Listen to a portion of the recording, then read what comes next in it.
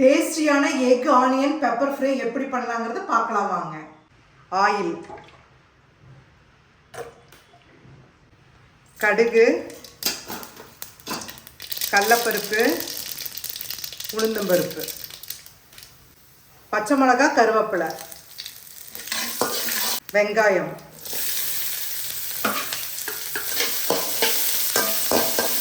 உப்பு, பெப்பர் தூள்,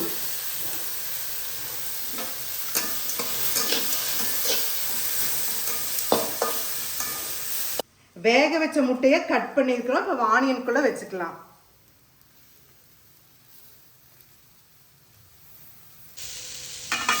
லைட்டாக கலக்கினா போதும்.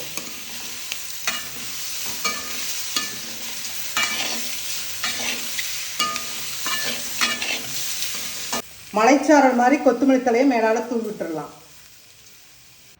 சுவையான egg onion pepper fry ready ஆயிடுச்சு. நீங்க சுவைச்சு பாருங்க.